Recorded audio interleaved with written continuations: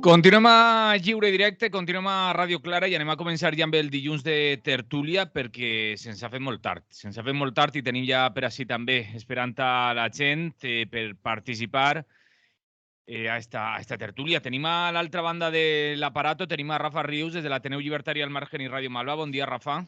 Hola, bon dia a totes. Bon dia. Tenim a David Adrià de Joventut pel Clima. Bon dia, David. Hola, bon dia. A David el teníem escaquejat des d'esta nova temporada. Sí, avui per primera vegada. Gràcies per convidar-me. Moltes gràcies a tu per estar. I també tenim així a l'estudi a Àlex Corrons, analista polític. Bon dia, Àlex. Bon dia, què tal? Bon dia, així estem. Anem a començar la tertúlia, com diguem. Estàvem parlant de començar, perquè avui David volia parlar de repressió i jo crec que avui és un bon dia per començar, un bon dia entre cometes per començar a parlar d'aquest tema perquè l'excusa no és bona.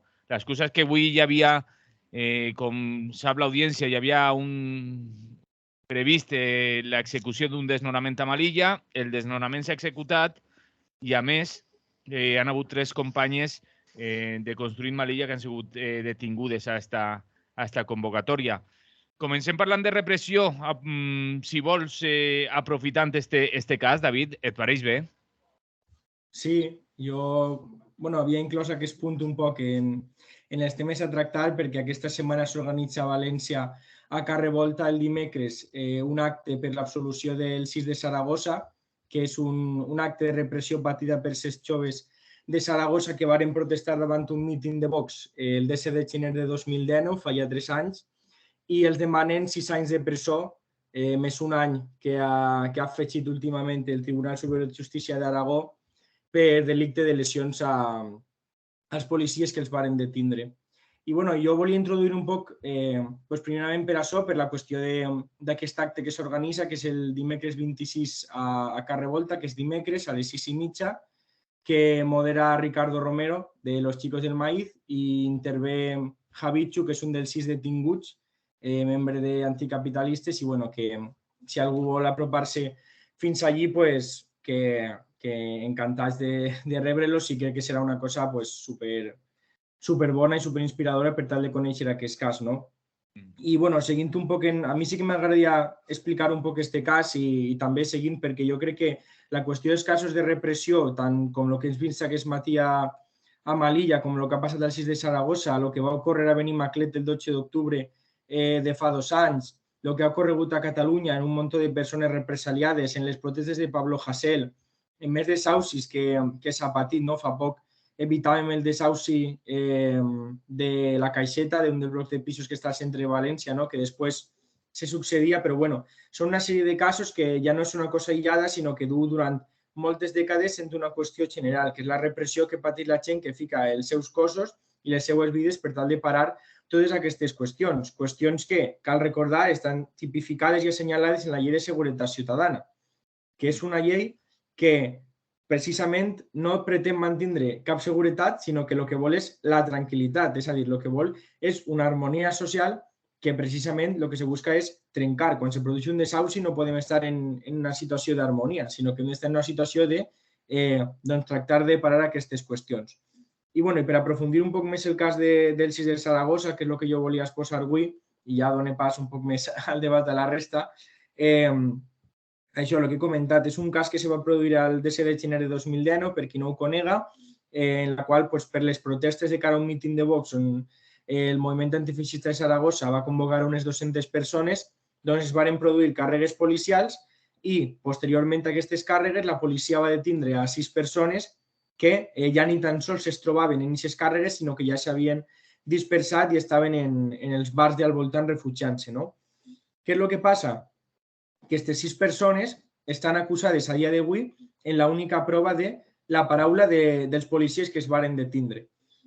Per què? Perquè el jutge va rebutjar, per exemple, el jutge que se diu Carlos Lasalla, per citar el nom de qui és la persona que està en tot aquest procés, va decidir rebutjar tots els testimonis que afirmaven precisament que aquests 6 detinguts no havien produït cap delicte de lesions i no havien produït cap altercat com se'ls acusa, però és que, a més d'això, en el juí no se van poder aportar cap tipus de prova, ni de vídeo, ni d'àudio, ni de fotografies, que provara que aquests 6 detinguts es trobaven en les situacions a la qual la policia els va acusar.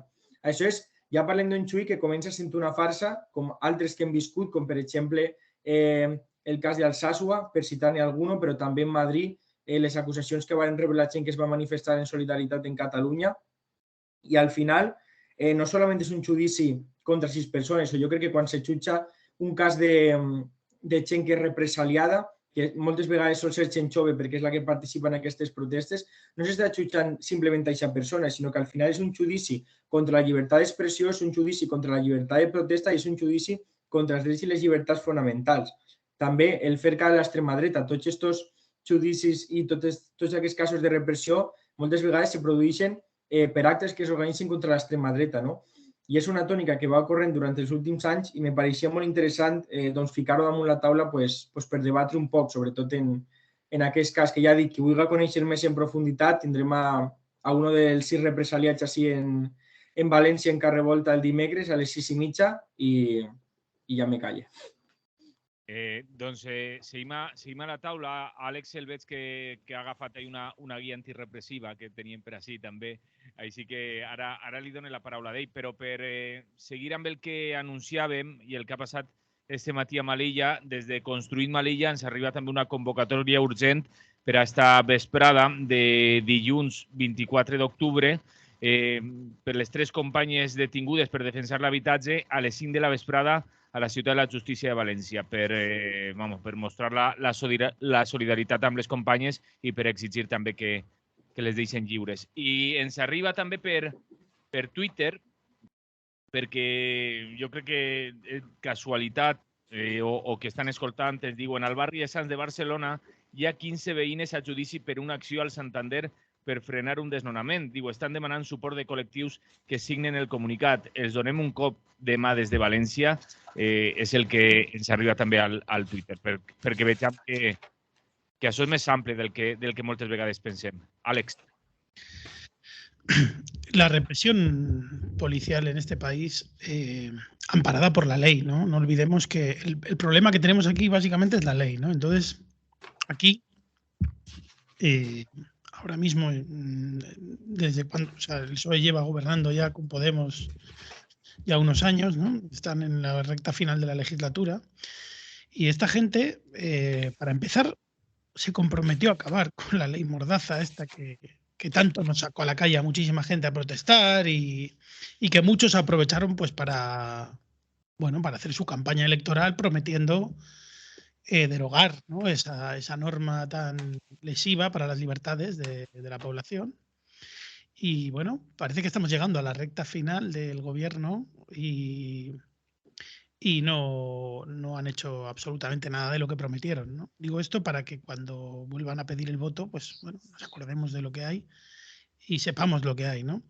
Por otra parte, tampoco es de extrañar que la policía se comporte de esta manera, es decir, reprimiendo, deteniendo arbitrariamente a personas, porque su jefe es Fernando Grande Marlaska. Entonces, bueno, este personaje no hay que olvidar quién es, porque será el ministro de Interior del gobierno más progresista de la historia, pero este señor, al Estado español, el Tribunal Europeo de Derechos Humanos lo ha condenado 10 veces por casos de torturas en detenciones y en 8 de los 10 casos el instructor era el juez Fernando Grande Marlaska, que hoy es ministro de Interior y es el jefe de la policía. Es el que permite que esto suceda o el que lo auspicia. Por lo tanto, claro, ¿qué podemos esperar? Esto es el Estado. O sea, el Estado, hagámonos cargo de que nos están diciendo todo el rato que gracias a que no está la derecha, pues hay una serie de ventajas, ¿no? Para la población y tal, y que gobiernan para la gente y no sé cuántas cosas más. Pero, hombre, este señor, y me refiero que la represión no es de ahora. Igual ahora se empieza a ver en determinadas cosas como los desahucios en los últimos años y con las manifestaciones en contra de Vox, porque antes Vox no existía, Y entonces, bueno, se empiezan a ver en este tipo de cosas, pero en el País Vasco hemos visto esta represión de una forma cotidiana. Y esta gente, la policía ha acampado a sus anchas, traficando con drogas, en fin, o sea, quiero decir, aquí estamos viendo la policía que hace un poco de su capa un sayo. Hace unos días han detenido a un policía aquí con 200 kilos de droga, ¿no? Un policía antidroga, aquí en Valencia. Con lo cual, pues, ya vemos cómo funciona el Estado. El Estado es Fernando Grande Marlaska, ministro del Interior, y Margarita Robles, ministra de Defensa. Parecen todos de Vox, en realidad. No sé si hay alguna diferencia real, ¿no? O sea, en la praxis.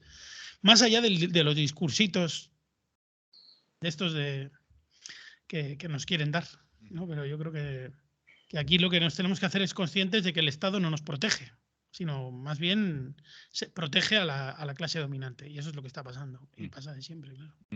Rafa Rius. Sí, crec que està clar. Ja no és d'ara i ho han repetit moltes vegades.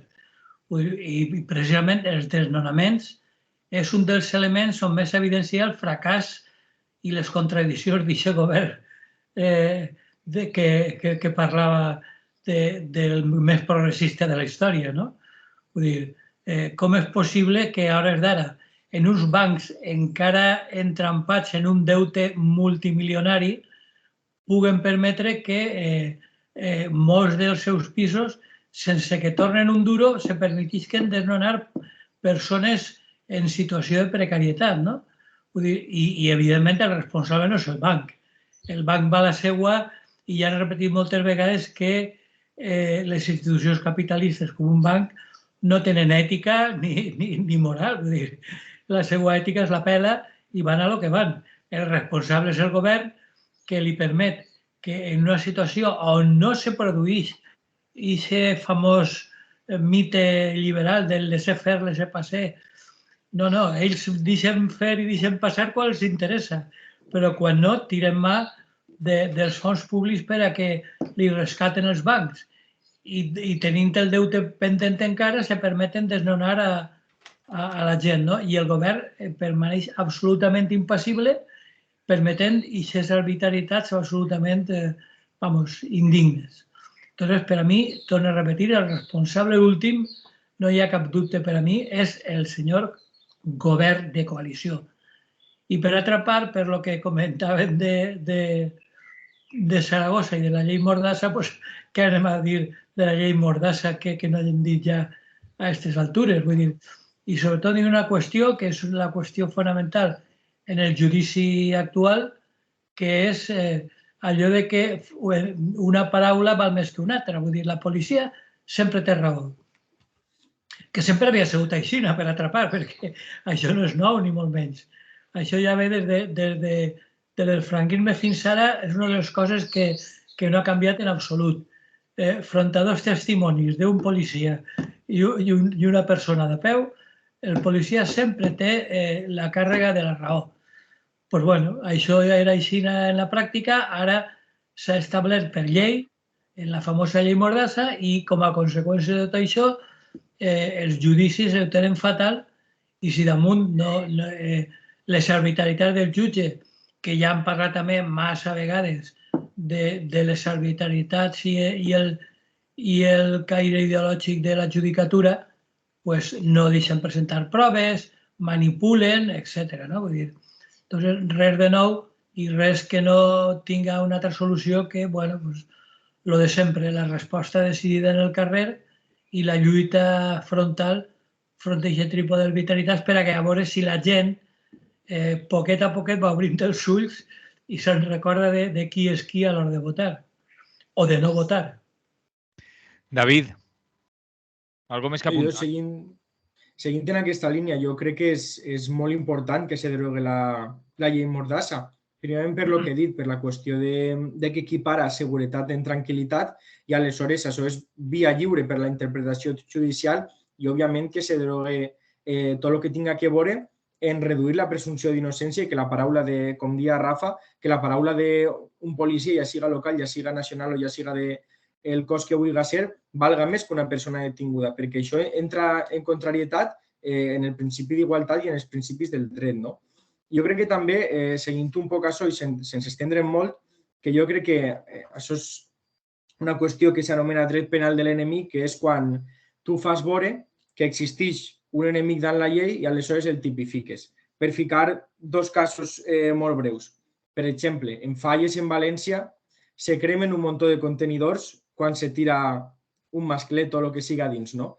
En canvi, no s'aplica la mateixa pena al cremar un contenidor en Falles que cremar-lo en una manifestació. I, en canvi, a nivell judicial i administratiu, les dues coses són les mateixes. Un segon exemple. La condena que es li va fer als Jordis, als presidents que eren d'Òmnium, no? Se li va condenar a 13 anys de presó per un munt de càrrecs per pujar-se a uns cotxes durant una manifestació. Si tu això ho fas una nit que tu vas borratxo amb els teus amics, no te condenen a 13 anys de presó. O sigui, és a dir, el sistema judicial ja tipifica i especifica en quines circumstàncies van ser més dures les penes i quines no, perquè crea un enemic front a l'Estat, seguint molt bé el que parlàvem de l'Estat liberal, no? De que l'Estat al final no resguarda. L'Estat té molt clar qui és el seu enemic, qui el pot plantar cara i aleshores l'ataca contra ell. I una altra qüestió, per acabar ja, que va inclòs en tot això són les multes administratives, que tots els processos judicials i totes les responsabilitats penals que se'ls atribueixen van en una sanció administrativa darrere, que, per exemple, el moviment feminista de València acumula multes i multes i multes per les manifestacions, en molts casos administratives. És a dir, no solament per la via penal, sinó que per la via administrativa també és una forma de l'Estat, diguem-ne, de controlar, de voler callar a tots aquests moviments. I jo compartís molt el que ha comentat Rafa, que al final l'única forma és seguir plantant cara y seguir organizándose. Alex, no sé si quieres añadir algo más. Mira, nos dicen por WhatsApp, nos dicen lo que está comentando Alex ahora mismo, lo emitisteis ayer en Barrio Canino. Decir que lo que sonaba ayer en Barrio Canino hablaban sobre un libro, la publicación de un libro, es La Policía, un análisis crítico del colectivo La Plebe y que está editado por La Neurosis o Las Barricadas. También, quien no lo haya escuchado, esta tarde a partir de las 4:30 se puede volver a escuchar aquí en Radio Clara. Alex, ¿quieres añadir alguna cosita más? Sí, me ha recordado el tema de los contenedores, ¿no? De quemar contenedores, porque hay una ley excepcional también. En el País Vasco, si quemas un contenedor, te pueden condenar por terrorismo unos 10 años de cárcel. Si lo quemas en Valencia, es de 1 a 3. O sea, quiero decir que para que veamos cómo funcionan las cuestiones, ¿no? Que como si no, muchas veces se dice, no, es que hay que cumplir la ley, ¿no? Como si la ley fuera una cosa vacía de ideología y de carga política y social, ¿no? Es decir, ¿qué pasa? Que el contenedor se quema igual, ¿no? El daño es el mismo, ¿no? ¿Por qué la condena es 10 veces superior en un lugar que en otro? O en función del motivo por lo que lo hayas hecho. Porque yo puedo quemar un contenedor porque soy un pirómano o porque a lo mejor me quiero defender de alguien que me está tirando pelotas de goma y entonces es una manera de poner una barrera. El contenedor se está quemando igual. Ahora, si me quiero defender, me condenan más que si estoy simplemente atacando con el contenedor, ¿no? Que no es el caso. Para que veamos cómo funcionan las leyes, cómo funciona el Estado, ¿no? Rafa, no sé si vols apuntar algo més. Jo crec que podríem introduir també el tema de l'inspector cap de la Policia Nacional del Districte Centre de València i les declaracions que va fer per les cases que moment apartar del càrrec, però és la mateixa qüestió. Vull dir, és que és tot lo mismo. Vull dir, què anem a sorprendre? Vull dir, jo crec que el tema de l'inspector en cap del Districte Centre encara n'hi ha algunes ànimes ben pensats que vull dir, estan sorprenent-se, no? De que com és possible que hagi dit això o inclús com és possible que hagi participat en un míting de Vox. Vull dir, el que no seria possible i el que seria impensable és una altra actuació diferent. Vull dir, i lo de relevar-lo de les seves funcions és el menys que podien fer, però vamos, que jo crec que el que més gràcia m'ha fet han sigut algunes declaracions de la senyora Pilar Bernabé, la delegada del govern, que han dit que és que està atacant la dignitat i el prestigi del cos nacional de policia que en absolut el representa. Mentira cochina, senyora. Vull dir, precisament, el més gros del tema és que és absolutament representatiu de la forma de funcionament. El que no és representatiu és un policia demòcrata.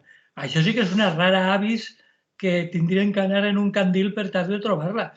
Que n'hi ha policies que voten a Vox i que participen en els mítings i que diguen animalades com la que ha dit respecte a la delinqüència i als emigrants. Això, si jo, vamos, no tinc estadístiques, però si preguntàrem a 10 de policies, 8 de cada 10 dirien que el principal problema d'ordre públic són els emigrants.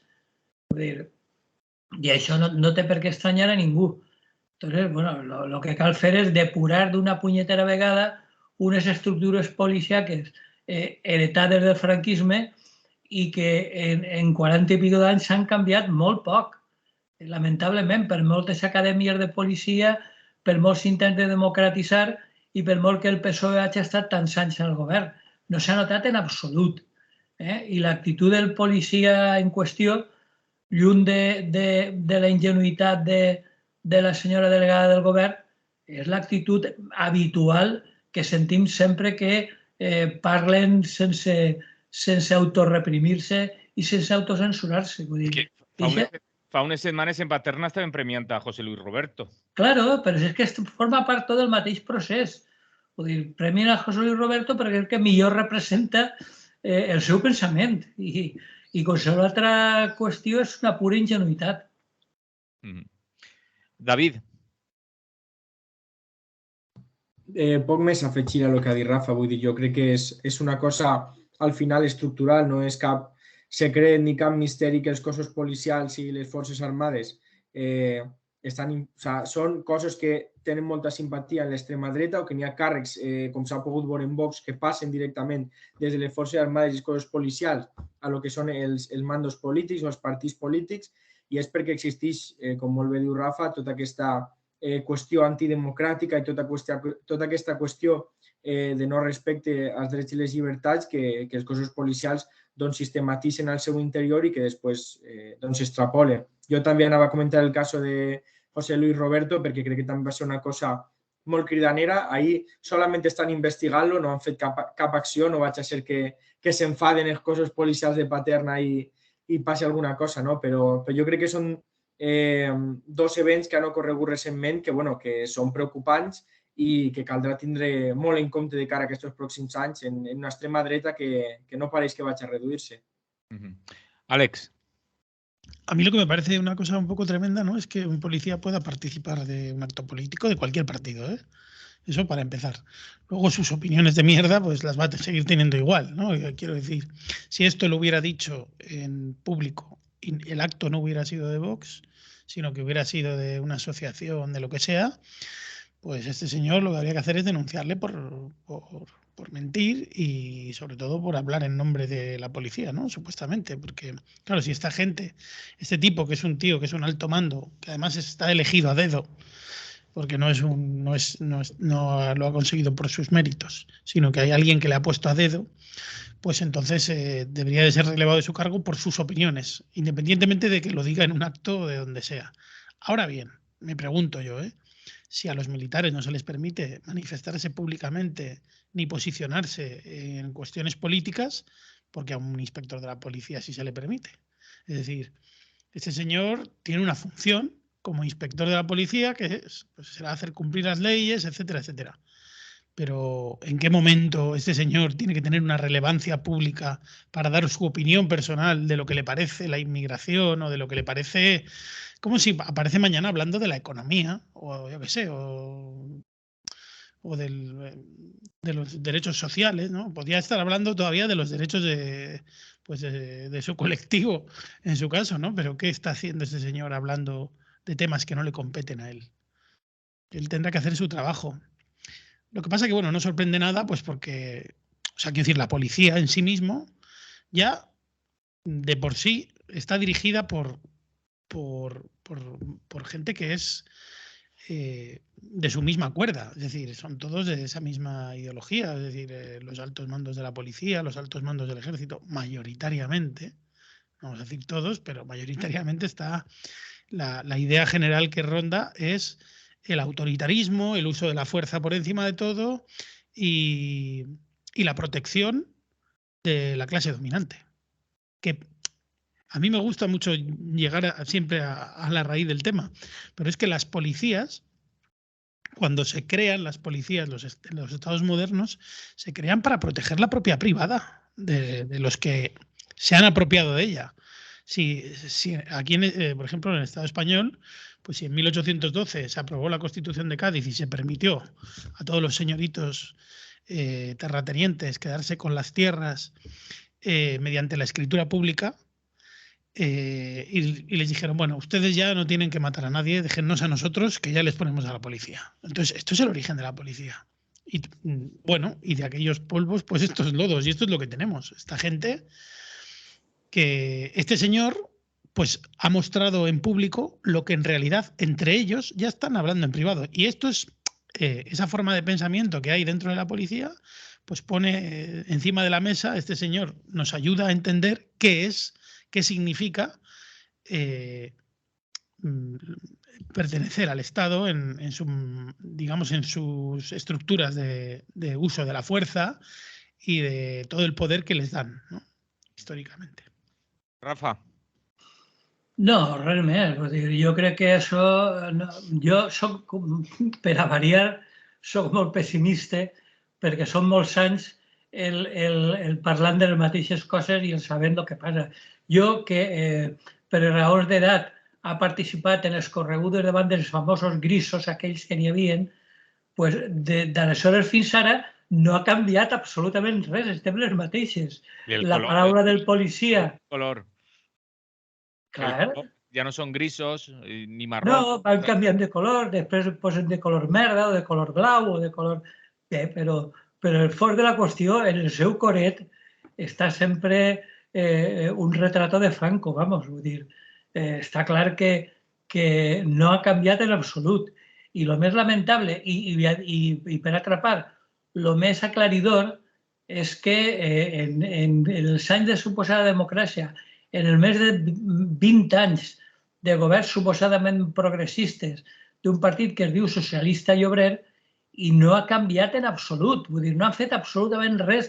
No és això que no han fet res, sinó que com comentava Àlex, vull dir, gent com el senyor Fernando Grande Marlaska són l'exemple perfecte de lo que és un ministre socialista, entre moltíssimes cometes, en un ministeri de l'Interior. Vull dir, a partir de Grande Marlaska fins a l'últim Madero, vull dir, on està aquesta diferència? Que, evidentment, hi haurà excepcions, hi haurà policies ben pensants que intenten fer la seva llavor en objectivitat i sense que la seva ideologia es transparente massa, però el més habitual és que premien a gent com José Luis Roberto o que participen en mítings de Vox.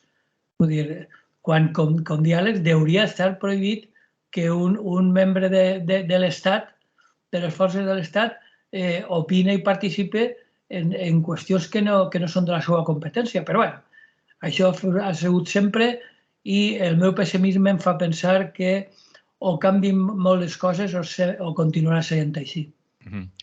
David, no sé si vols apuntar alguna més. No, jo crec que s'ha dit tot i cap més a aportar.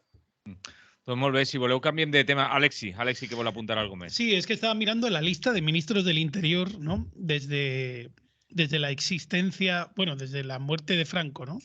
Entonces, la lista es curiosa porque es Manuel Fraga Iribarne, Rodolfo Martín Villa, Antonio Ibáñez Freire, que era militar, Juan José Rosón Pérez, José Barrionuevo Peña, este es el del GAL. Acordaos, José Luis Corcuera, el de la patada de la... Bueno, todo. Benyoc, Jaime Mayor Oreja, Rajoy, Ángel Acebes, José Antonio Alonso, Rubalcaba, el del SITEL, el que nos permitió espiar a todo el mundo, Antonio Camacho, tela, Jorge Fernández Díaz, Juan Ignacio Zoido y Marlaska. O sea, tenemos una colección de benefactores de la humanidad. Qué tela, ¿eh? O sea, los que han sido cabezas del Ministerio de Interior. A cada cual... Lo suyo. Peor, sí. Bueno, aprovechando y que para que no se nos pase, hoy es 24 de octubre y como cada día 24 en Valencia se va a realizar una convocatoria, un acto para seguir denunciando lo que pasó en la valla de Melilla, hablando de Ministerio de Interior. Acto reivindicativo, lunes 24 de octubre, 7 de la tarde. Dice, ayer colonizadas, hoy explotadas, mañana regularizadas. Masacre en Melilla, no en mi nombre. Valencia, Plaza del Espinazo, Metro Colón.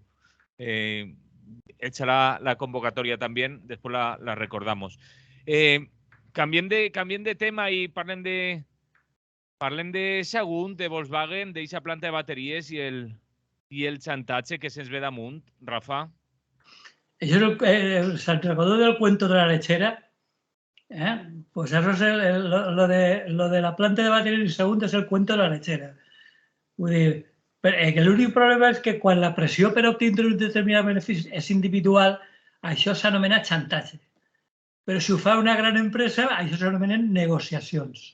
Entonces, ara estan en negociacions per a veure si, bueno, si en 380 milions de fons públics de tots nosaltres no hi ha prou, si és possible que arriben fins als 700 milions, en fi, negociacions, li diuen això.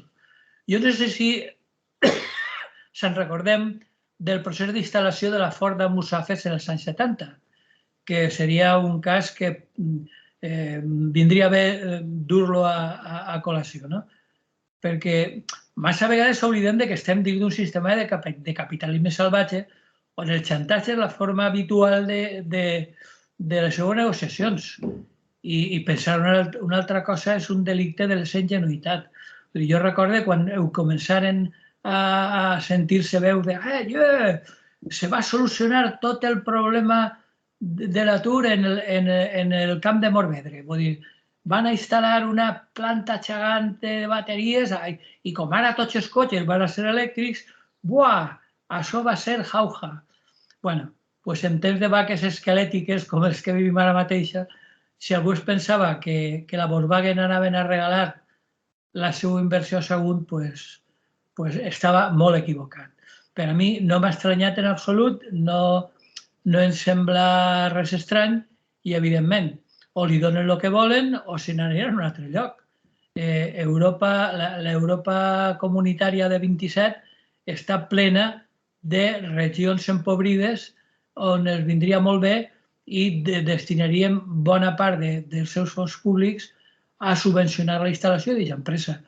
I si a Sagunt no els pareix bé, a Sagunt igual hi ve bé perquè tenen altres factories a Espanya, perquè està ben comunicada, perquè està relativament prop de la frontera, però si no pot ser o no li donen el que demanen, doncs se n'aniran a un altre lloc i així s'ha acabat i no n'hi ha cap problema.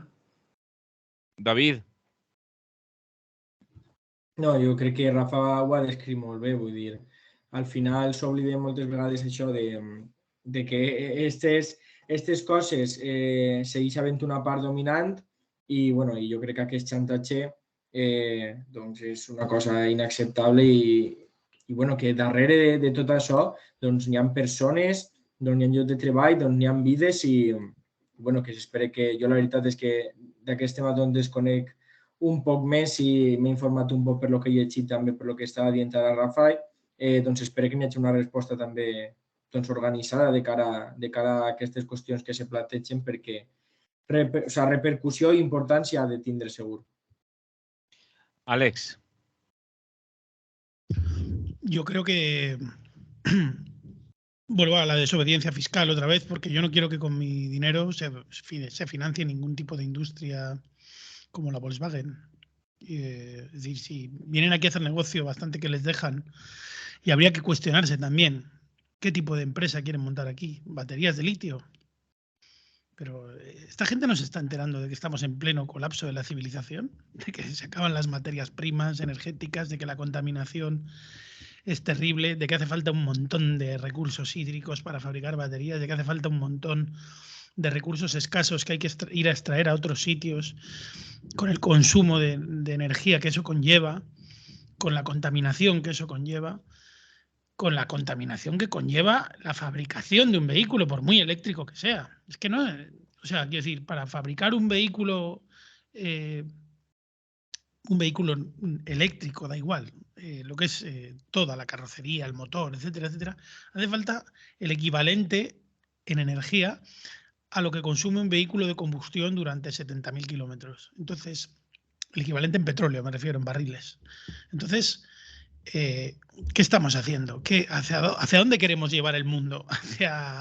¿Hacia ahogarnos en litio? O sea, ¿cuál es la pretensión? Esta gente no se están enterando que por la cuestión que está pasando ahora con el tema de la guerra y demás, ¿no? Resulta que bloquean la entrada de gas de Rusia y por lo tanto estamos viendo cuáles son las costuras del sistema energético. Y hay un problema. Tenemos un consumo muy elevado de energía para la energía de la que somos capaces de generar de forma autónoma. Es decir, todas las energías renovables y tal que se tendrían que haber puesto en marcha concretamente en España hace muchísimo tiempo, pues aquí van con muchísimo retraso y no tenemos energía para sustituir al petróleo ni para sustituir al gas a corto plazo, o sea, ni a medio plazo y a largo plazo ya ni te cuento. Pero para el invierno del 2023 tenemos un Ministerio de la Transición Ecológica que no sabe de dónde va a sacar el gas, porque me consta que lo saben, que no. Porque se están mandando mensajes privados entre altos cargos de decir, ¿qué hacemos? Pues miren, preparen a la sociedad para un decrecimiento. Yo ya sé que yo en esta radio y en otros sitios durante cerca de 10 años, Manolo, corrígeme si me equivoco, llevo hablando del decrecimiento y claro, es como hablar de una cosa, era como hablar de una cosa como muy alternativa, ¿no? Pero es que el decrecimiento es una cosa que está aquí ya. O sea, lo estamos viendo y aquí de lo único que se trata es de organizarnos pues, para que sea lo más justo posible para todas. Es decir, que no la gente que tenga dinero para comprarse un coche eléctrico y tener un cargador en su garaje pueda hacerlo deliberadamente y el resto que tengan que conformarse con, pues yo qué sé, con ir en bicicleta 50 minutos a su trabajo y llegar agotados, ¿no? Creo que estamos organizando mal la sociedad y que deberíamos de estructurar nuestra economía a partir de ahora, lo deberíamos haber estado haciendo antes, a través de los cuidados y olvidarnos del consumo, de la economía de consumo, porque no tiene futuro. O sea, porque sin energía no hay manera de producir y de industrializar y de seguir con la misma dinámica. Lo mismo que digo de los automóviles como del turismo, que yo hoy voy caminando desde mi casa hasta Radio Clara y por el camino me tengo que zafar de la cantidad de turistas que vienen en buques, que vienen miles de personas, que contamina un huevo, que gentrifica las ciudades, que expulsa del centro de las ciudades a la población. Es decir, todo lo que se está haciendo a nivel económico es un harakiri, literalmente. O sea, estamos en un colapso de la civilización ecológico y energético.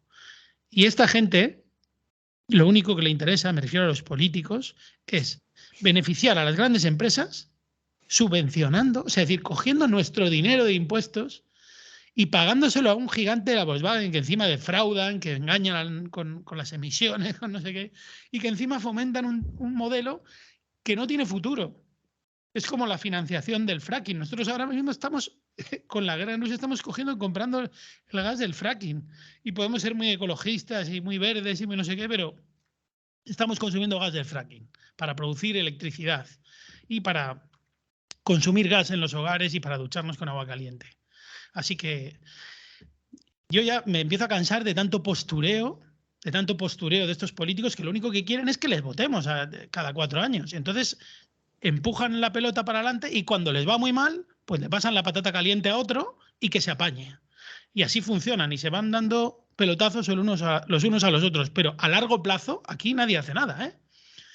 Y yo no sé, pero este invierno no, pero el invierno siguiente no quiero ni pensar en qué están pensando. O sea, ahí lo dejo. Yo creo que lo que puede pasar es lo que está pasando ahora en Francia, que es de una manera provocada también por una serie de malestar social, pero es más o menos el escenario parecido. Rafa.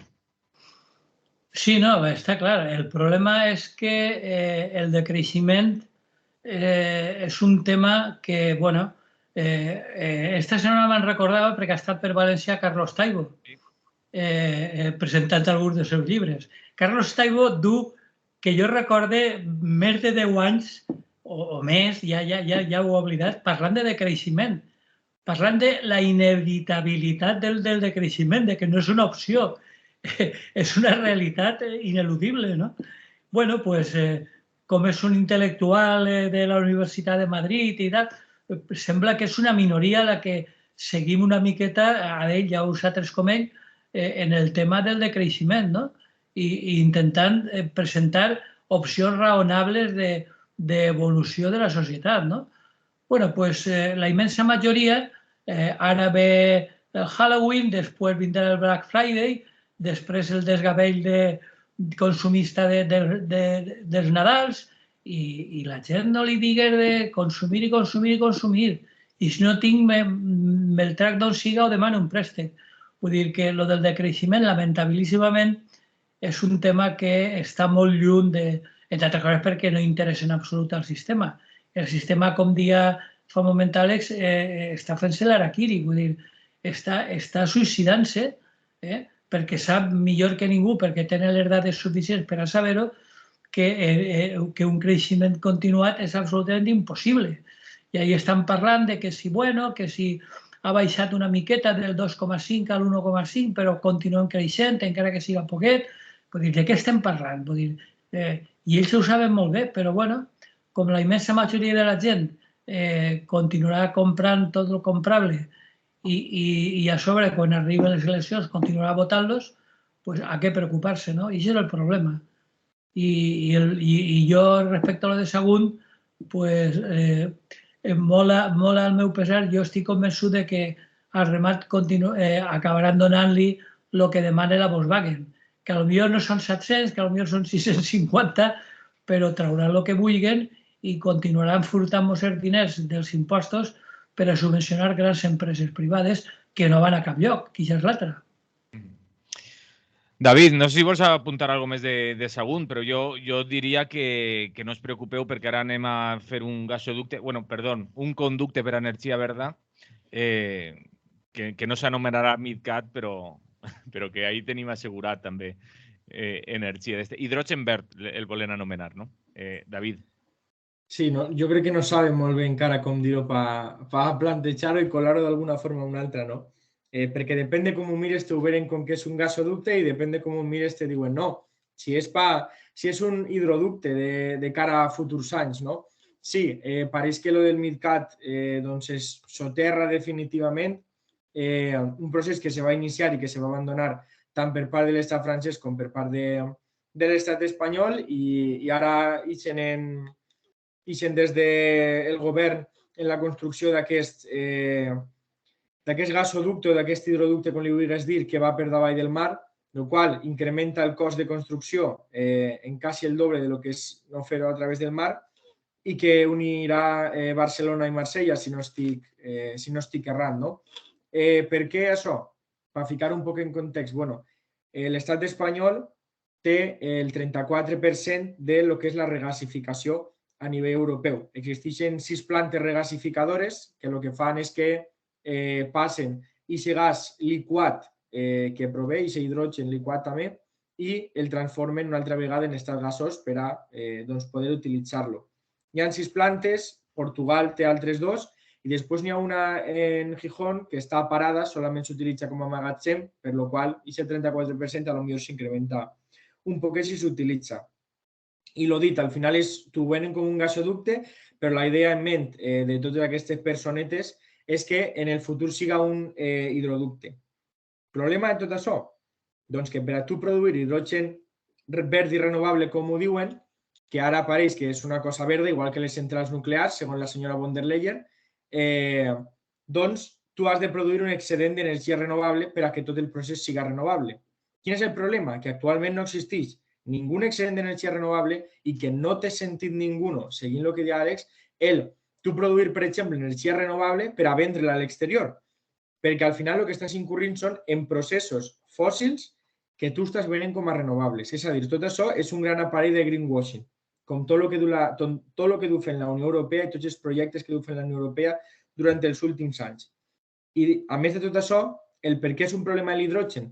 Perquè a dia d'avui no existeix cap hidroducte, gasoducte, com li vulguis dir, que siga 100% fiable per tal de transportar hidrogen sense produir fugues. Que l'hidrogen és molt més contaminant i produeix moltes més partícules que fomenten l'efecte d'hivernacle que no, per exemple, el gas natural, en comparació amb les partícules de CO2, no? I una altra vegada entrem en el que estàvem parlant abans, en el que són els diners públics, perquè així pareix que l'Estat diu, mira, per construir això, 500 milions d'euros. Per a construir el port de València, 400 i pico milions d'euros pressupostats. I que aquest gasoducte o hidroducte, com se vulgui dir, que estem plantejant ara, per ficar una analogia, en el cas del port de València és una cosa pareguda a el que se vol fer entre Sagunt i València sobre les que a través dels cotxes. Vull dir, són grans infraestructures que requereixen milions i milions, que tenen uns costos que són enormes, o sigui, en 500 milions d'euros això no se va fer de cap de les formes possibles, sempre tenen un sobrecost, les infraestructures que són per davall de l'aigua, infraestructures portuàries i demés, que jo crec que cal assenyalar. I per altra part, un poc també el que parlàvem, no? Tot això és molt contrari a les polítiques de decreixement. O sigui, el dogma de la Unió Europea de l'economia circular, el creixement sostenible, vull dir, a banda de gent com Carlos Taibo, no? que du anys, també hi ha altra gent. Així en València tenem a Ernest García, que és professor emèrit de Sociologia que ha contribuït durant molts anys. Està Jorge Richman, no? Yayo Herrero. Bueno, són gent que du anys en l'acadèmia advertint que totes aquestes situacions, en el fons, no són més que parxes per part d'una sèrie d'èlits i per part d'una sèrie de classes que el que intenten és seguir en la tassa d'obtenció de benefici mitjançant altres formes. Però qui pense que amb el gas o amb l'hidrogen verd la qüestió energètica se va solucionar, doncs que se lleva això del cap. L'única solució passa per una reducció dràstica del consum d'energia en el nostre dia a dia. I, òbviament, això doncs les èlits no ho volen perquè al final no tenen la tassa d'obtenció de benefici que tenen tal com s'està reproduint ara. I és una cosa que entrarà en conflicte. Entra ara, però sobretot entrarà en conflicte en els propers anys. Àlex. Esto es otra vez desviación del dinero público a grandes empresas energéticas que les interesa hacer negocio con lo que sea. El gas. Dinero público que siempre nos gusta recordar que es nuestro dinero. Claro, es nuestro dinero. Es que yo insisto otra vez en la desobediencia fiscal. Ya vale de pagar a esta gente. Esto es una mafia. O sea, es decir, aquí lo único que están haciendo es repartirse la pasta. Subvenciones para el otro, para este, para el de más allá, para Florentino con lo del Ecoembes. O sea, ya vale de subvencionar a grandes empresas privadas. ¿Pero qué es esto? ¿Quién subvenciona al pueblo? O sea, es que ¿por qué tenemos que subvencionar a estas grandes empresas que se van a beneficiar además de cosas que no van a beneficiar al común, no van a beneficiar al pueblo? Porque ¿a quién le beneficia? ¿A nosotros en qué nos beneficia que inviertan un montón de recursos públicos en hacer un túnel para conectar con Europa, para llevarles el gas que viene de Argelia? O sea, ¿estamos locos o qué? O sea, es decir, volvemos otra vez a lo mismo, el mismo comentario que decía antes. No se supone que estamos en un momento de colapso. Oigan, dejen de invertir en túneles, en carreteras, en fábricas de automóviles, en gasoductos y recojan cable. Es decir, contribuyan a acabar ya con el negocio de estas grandes empresas que van a exprimir hasta que nos quedemos secos. Es decir, no se van a cansar nunca. Y cuando no les quede otra cosa, pues nos exprimirán ya directamente a nosotros, ¿no? A través de lo que sea. Ya lo hacen a través de los impuestos. Porque parece mentira. O sea, pero de todas maneras, bueno, hablar de energía verde, cuando se habla del hidrógeno, a mí me parece casi como de cachondeo. O sea, es decir, esta gente se están riendo de nosotros a la puta cara. Es que se ríen de nosotros. Es que el hidrógeno, o sea, los problemas que tiene de emisiones de CO2 son tremendas. Y aparte, si tiene un 70% de pérdida el hidrógeno. O sea, no es una solución generalizable, ni mucho menos para sustituir a los combustibles fósiles. Es decir, si queremos soluciones, podemos hablar de España o de la Comunidad Valenciana, porque o incluso a nivel más local. Yo diría, ¿qué hace falta? ¿Qué necesitamos nosotros aquí en Valencia, por ejemplo, donde estamos, para producir energía? Pues oiga, aquí tenemos sol a punta pala. Porque en mi tierra, en Bilbao, pues igual el sol está más difícil. Pero aquí hay un montón de sol. ¿Qué hacemos que no tenemos paneles solares encima de todos los tejados? ¿Por qué no? ¿No? ¿Por qué en vez de darle no sé cuántos miles de millones a la Volkswagen y a los otros para poner el gasoducto, ¿por qué no se ponen paneles solares en toda la ciudad? Y tenemos autosuficiencia y autoabastecimiento de la energía. Y de paso, cerramos la central nuclear que tenemos aquí, que es un potencial peligro para la humanidad. Y que, por cierto, una vez se cierre una central nuclear, no sé si sabemos que necesitamos estar durante 70 años refrigerando el núcleo con agua. Me pregunto con qué agua lo vamos a hacer si no la apagamos ya, porque luego son 70 años que necesitamos energía y agua. Y después ver los elementos que se utilizan allí hasta que dejen de ser radioactivos, cuántos cientos de años, por no decir miles. Claro, eso ya no tiene remedio. Pasar, ¿no? Eso ya no tiene remedio porque eso va a pasar, pero me refiero. O sea, si quieren hacer ustedes una transición ecológica, hagan eso. Y déjense de hidrógenos, de superinventos, de mandarle tweets a Elon Musk para que invierta aquí. Pero por favor, o sea, esta gente del PSOE y compañía, ¿en qué están pensando? O sea, es que son como los mundos de Yuppie. O sea, es como la resistencia a querer reconocer que estamos en un momento de crisis civilizatoria, que no estamos de cachondeo, que están ustedes gastándose nuestro dinero, que podría servir para poner, digamos, un colchón o los botes de emergencia, digamos, del colapso, lo están ustedes invirtiendo en colapsar más rápido. Es que, cuidado, que luego dentro de 3 o 4 meses dirán, vótennos, nosotros somos los verdes y los ecológicos. Pero los 2.000 millones de euros se van para la Volkswagen, para Endesa o para Iberdrola. Es que, hombre, ya vale. Y luego dirán, no, es que cuidado que viene la extrema derecha, pero oiga, pero si son igual, pero si en lo esencial, en lo discursivo no, pero en lo esencial, en la visión que tienen de la economía, de la ecología y de la civilización, ¿qué diferencia plantean ustedes? No plantean ninguna. Es el mercado, amigos. Se va acabant el temps. Jo no vull que se vos quede res per dir d'este tema, però tenim ahí uns quants i jo no sé si voleu parlar de la dimissió de la primera ministra britànica o anem ja a parlar de que baixa el poder adquisitiu i una de cada 3 persones pobres és una persona que treballa, o també de que CaixaBank deriva l'activitat als caixers automàtics i cobrarà per utilitzar l'atenció personal. Rafa. Forma tot part del mateix paquet, vull dir, són tot conseqüències del món en el que vivim, no? Perquè respecte a lo de l'hidrogen verd, és una vegada més una menjada de coco en els adjectius, no? Així, els prefixes i els adjectius van que volen. Tu li poses el prefixe eco al que siga i ho ves molt millor, no? I si li poses verd, doncs, home, és com diàleg, vull dir, què té de verd l'hidrogen? Com no li posen algun tipus de colorant per a que isca verd per les canyeries, vull dir, no sé jo què té de verd l'hidrogen. Perquè l'actitud de França, que han deixat a Espanya penjat després de fer una inversió monstruosa, han deixat el gasoducte a mitjan camí, França ho té clar. Vull dir, França és el paradigma perfecte i ja fa molts anys que ha fet la seva elecció, que és l'energia atòmica. No recordaré exactament, però potser ja és que en 16, 18, no ho sé, mogolló de centrals nuclears a França i ells ja tenen clara la seva opció. La seva opció és l'energia nuclear i, per tant, tot allò que perjudica aquesta qüestió no els interessa.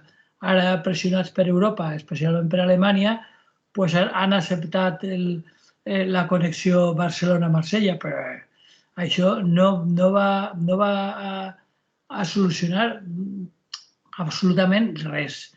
I per altra part, vull dir, lo d'Europa l'únic que fa és complicar una miqueta més les coses, perquè així no oblidem que la sobirania de cada estat continua vigent I en aquest sentit, si a l'estat francès li interessa l'energia nuclear, no va estar per afavorir altres formes d'energia alternativa, evidentment, no?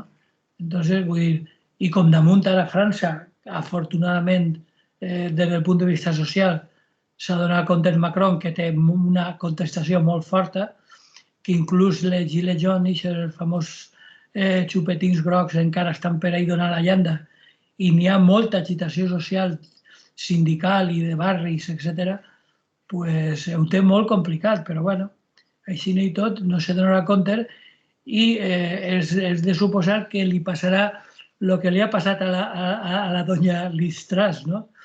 Que se las prometía muy felices, en plan señora Díaz Ayuso va a arribar y va a decir, yo aquí me lo bajo todos los impuestos, ¿qué pasa? I clar, va ser prendre les primeres mides i la lliura esterlina anar-se'n a fer la mà. Vull dir, normal. Vull dir, és el que té el liberalisme, que moltes vegades està tan confiat en la seva força que ni controla la resposta dels seus propis mercats, no? Entonces, vull dir, almenys ho han fet en el sentit de l'humor, en el famós Sisam en peluca, i bueno, i s'ha vist que el que ha durat al càrrec, però bueno, s'ha donat compte que una cosa és predicar i altra el trigo, i que quan arriba el moment no se pot parlar tan lleugerament, no? David. I perdona, no, i per acabar, i així ho faig una miqueta tot. Quedaven dos temes, que era lo de que una de cada 3 persones que treballa està sota l'umbral de la pobresa i lo de que CaixaBank cobre per atendre en la finestreta. Lo de CaixaBank està clar. Vull dir, els bancs fan el que els successius governs es deixen fer. Si CaixaBank, que tant ell com a través de les seues adquisicions, com per exemple el d'Alacant, com es diuen, el de la Caixa... La CAM? La CAM, exacte, perdó, que no m'eixia, gràcies. La CAM se la va quedar per €1, la Caixa, que després de la Caixa, ara és CaixaBank. Doncs en els milions que deu, com és possible que el govern li permeta que cobre per anar a la finestreta? Vull dir, quan hi ha moltes persones que, sobretot les persones de més edat, que no s'aclareixen en el caixer. És que no s'aclareixen. Jo estic fart d'anar al caixer a fer gestions senzilletes, com treure diners, i veure algun huelet o hueleta per allí que diu, escolta, per favor, és que vull que ingressar, no sé què, ingressar? No tenen ni idea. I quan el caixer es comença a donar-li ordres tàctils en la pantalla, van de cul i no saben ni què fer. Si volen anar dins, que li cobren per anar a la caixa, és absolutament incalificable. I per a mi, torno a repetir lo d'abans, el responsable és el govern que ho permet. I respecte a lo del poder adquisitiu, que una de cada 3 persones treballa, també em sembla absolutament normal. Vull dir, és el que hi ha. Com dia aquell, és el que hi ha. Doncs sí, és el que hi ha. Vull dir, així és el paradigma perfecte de l'explotació. No sols t'exploten, sinó que te paguen una misèria i cada vegada eres més pobre. I després parles de que el lògic seria no augmentar el poder adquisitiu dels salaris, sinó simplement igualar-lo en l'augment de preus al consum de l'IPC. Doncs no, això és una heretgia. Això tu sents als empresaris i als agents socials sindicals i diuen, no, és que això és una utopia. Home, si estem en el 10,5%, qui pensa que els salaris o les pensions puguen pujar al 10,5%? Però, senyors, és que quan van al supermercat els preus sí que li han pujat al 10,5%. O molt més encara. Entonces, vull dir, mentre es continuen permetent això, mentre la gent continua consumint i no fent cas d'aquestes històries, mentre no se decidim d'una vegada per totes eixir als carrers i reivindicar i lluitar en els carrers el que els parlamentaris mai ens van a donar, pues, no ho tindrem clar i així ens va. David, ara sí. Molt breument, per tancar un poc lo d'abans, com dia Àlex, al final, per exemple, el Ministeri de Transició Ecològica és una eina que doncs està al servei de totes aquestes qüestions en pro del benefici, no?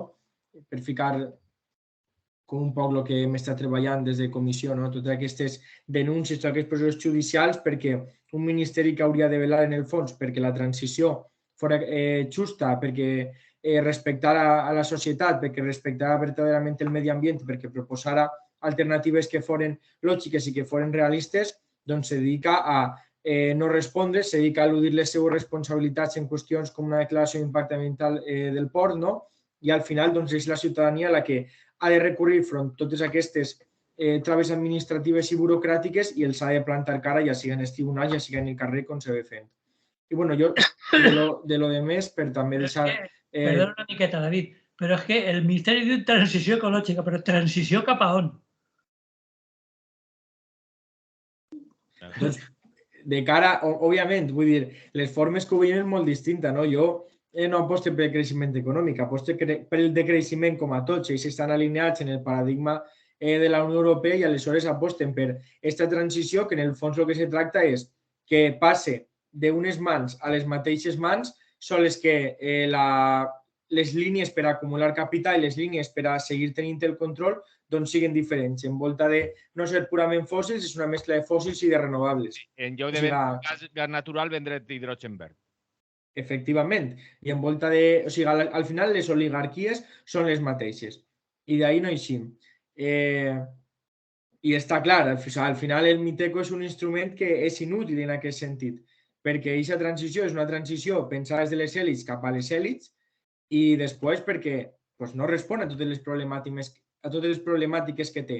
Més que res perquè no veuen els problemes ecològics com a problemàtiques. Que el Miteco no siga capaç de veure que l'ampliació del Port de València és un problema tant per a la ciutadania com per al medi ambient és perquè precisament ells aboguen per tota aquesta sèrie de qüestions i no els importa per a res ni el medi ambient, ni una transició que siga socialment justa, ni absolutament res que tinga que veure en dotar la ciutadania d'aquestes ferramentes, sinó que és aquesta lògica de ganància que, òbviament, en una societat capitalista impera tot. I molt breument, respecte a la qüestió del Regne Unit, doncs pareixia que l'Istrus anava a ser la nova Margaret Thatcher en aquestes mesures neoliberals de manuals i ha durat 44 dies en l'oficina, no? És a dir, és una crisi política que du visquent el Regne Unit durant els últims anys i que, bueno, jo crec que en el fons fica molt en dubte la legitimitat del Partit Conservador. Que hagin pogut tindre dos primers ministres sense passar per eleccions també és una altra cosa que s'hauria de revisar. Aleshores, jo crec que l'escenari britànic és una situació difícil de cara als pròxims mesos, però sense tampoc haver indagat més en la qüestió, doncs no puc fer més afirmacions. O sigui que... Àlex. Bueno, respecto al tema de la dimisión de Listras, hay que decir una cosa, ¿no? Esta señora lo que propuso es una bajada de impuestos generalizada y a la vez mantener prácticamente el gasto social intacto. Lo que promovía era un aumento del déficit, ¿no? Claro, no se lo han tolerado, por supuesto. Pero bueno, nada descabellado. Generar deuda es lo que llevan haciendo los políticos durante las últimas décadas, que nos ha llevado a donde nos ha llevado. Pero vamos, no creo que haya hecho ninguna propuesta lejana a lo que llevan haciendo toda la vida esta gente con los bancos centrales y tal, ¿no? Me llama la atención, ¿no? Que se la hayan cargado, entre comillas, y que el tipo que la va a... Sí, porque un día antes estaba diciendo algo así como que dimitir era de cobardes, en otras palabras, pero... Claro, sí, bueno, la han hecho dimitir, pero al final, quiero decir, quienes ostentan el poder sustituirla, pero si es que son prácticamente la misma historia, es decir, no hay nada más. Lo único decir sí que a la diferencia es que en el Reino Unido el sistema político, la representación es un poquito más justa en el sentido de que el representante tiene que dar explicaciones a su elector. No es como aquí, que solo tiene que dar respuesta al líder del partido para que le pongan luego en sus listas, ¿no? Lo cual, bueno, posibilita un poco más el control del pueblo sobre el representante, ¿no? Aunque no deja de ser que siempre contestan, o sea, siempre responden a una serie de intereses políticos, económicos, de lobbies, etcétera. Pero bueno, ya podríamos aquí tener un poquitín más de lo que tiene el Reino Unido, en el sentido de que puedas coger a un tipo o una tipa y echarla de tu partido o de lo que sea, cosa que aquí es como más complicado, ¿no? Y bueno, respecto al tema de los bancos, pues nada, yo simplemente decir que ante todas estas noticias de disgusto, porque los bancos no nos dan ninguna buena noticia,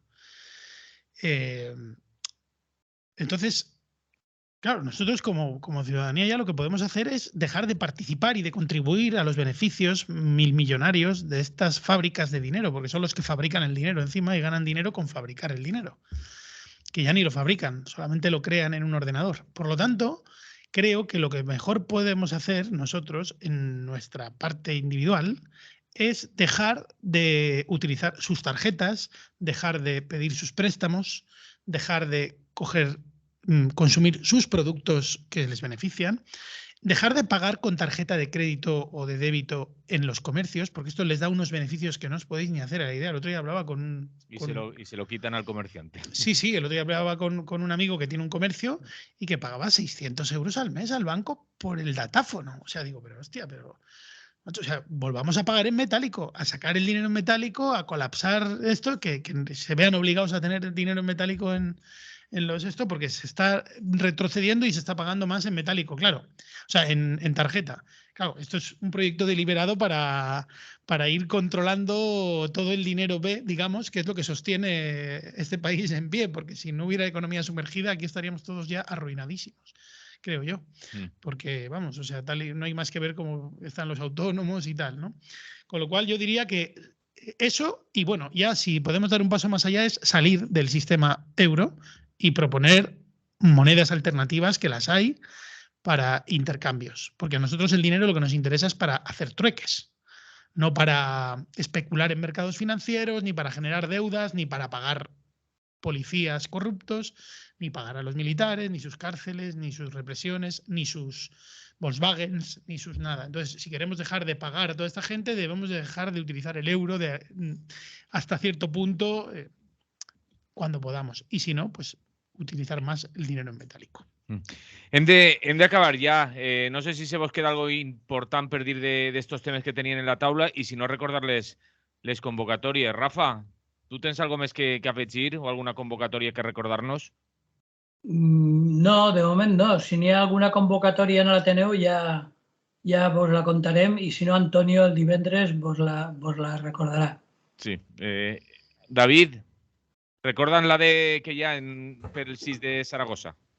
Doncs aquest dimecres, com havia dit al principi, tindrem a Javicho, un dels 6 encausats per la repressió del 6 de Saragossa, a Carrer Volta a les 18:30 i la presentarà Ricardo Romero, el Nega, que és cantant de Los Chicos del Maíz. O sigui que esteu totes convidades a assistir. Jo crec que serà un gran acte i vos anima a vindre. Alex, ¿tienes alguna por ahí? Pues hay en el sábado 29, en el CAF Café a las 12 de la mañana hay un taller de masculinidades críticas para aquellas personas, es mixto, y para aquellas personas que quieran sumarse. Dicho pues que sábado 29. Sábado 29 a las 12 del mediodía. A las 12 en el CAF Café. Eso es. Apuntado. I jo recorde les convocatòries per a avui dilluns 24 d'octubre, 5 de la vesprada, a la Ciutat de la Justícia de València, per les 3 companyes detingudes per defensar l'habitatge al desnonament que s'ha produït el dia d'avui a Melilla, i avui 24 d'octubre també, però esta vegada a les 7 de la vesprada, a la plaça L'Espinazo, i al metro de Colón, acte reivindicatiu per recordar i seguir denunciant el que va ocórrer a Melilla amb esa masacre a la Valle. Digo, ayer colonizadas, hoy explotadas, mañana regularizadas, no en mi nombre. Masacre en Melilla, no en mi nombre. A València, 24 d'octubre, 7 de la vesprada, plaça L'Espinazo, metro Colón. I dit això, anem a finalitzar. Com sempre, agraïm-vos als tres la vostra presència a la tertúlia, a David Adrià, de Joventut pel Clima, que ja no se va poder escapar més esta temporada.